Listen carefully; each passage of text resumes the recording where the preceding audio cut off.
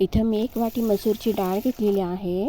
ती पाण्याने स्वच्छ धुवून घ्यायची आणि ती पाण्याने स्वच्छ धुवून झालं की कुकरमध्ये ती शिजायला टाकायची. तर कुकरमध्ये पाणी आपण शिजायला टाकतो त्याच्यात पाणी थोडं जास्त घ्यायचं. पाण्याचं काही प्रमाण वगैरे नाही, तुम्ही तुमच्या आवडीप्रमाणे पाणी टाकू शकतात. त्याच्यात मी थोडीशी हळद टाकलेली आहे. 1 चमचा थोडंसं तेल टाकलेलं आहे. आता त्याला झाकण लावून 2 ते 3 शिट्ट्या करून घ्यायच्या. इथं मी वाटणासाठी खोबरं घेतलेलं आहे, हिरवी मिरची घेतलेली आहे, एक बारीक चिरलेली कोथिंबीर घेतलेली आहे, कढीपत्ता घेतलेला आहे, 4 ते 5 लसणाच्या पाकळ्या घेतलेल्या आहे. आता हे सर्व मी मिक्सरमध्ये बारीक करून घेणार आहे.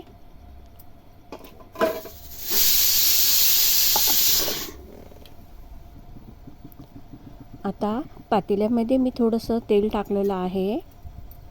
त्यात टाकायची अर्धा चमचा जिरी मोहरी. आपली जिरी मोहरी चांगली तडतडली की त्याच्यात टाकायचा एक मध्यम आकाराचा बारीक चिरलेला कांदा.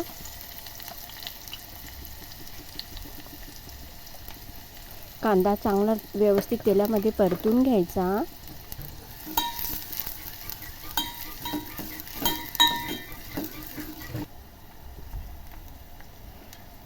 कांदा थोडासा परतून झाला की त्याच्यात मी 10-12 कढीपत्त्याचे पानं टाकलेले आहे.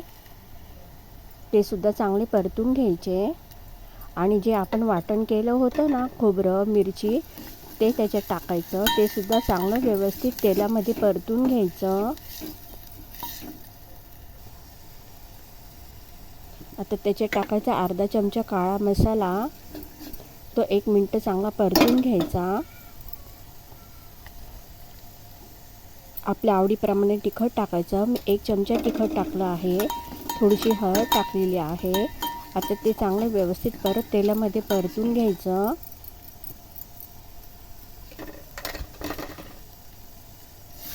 आता त्याच्यात एक बारीक चिरलेला टोमॅटो टाकायचा. तो सुद्धा 2 ते 3 मिनिटं चांगला व्यवस्थित तेलामध्ये परतून घ्यायचा. आता त्याच्यात टाकायचं चवीपुरतं मीठ.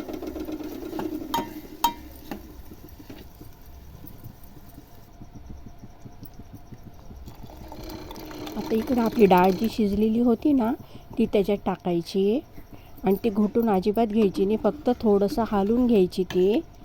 म्हणजे आपली मऊ शिजलेली असती की ती बरोबर घोटली जाते. रवीने अजिबात घोटून घ्यायची नाही. आता इथे एक उकळी आली की त्याच्यात बारीक चिरलेली कोथिंबीर टाकायची. इथं आपली मसूरची आमटी तयार झालेली आहे, तुम्ही बघू शकता.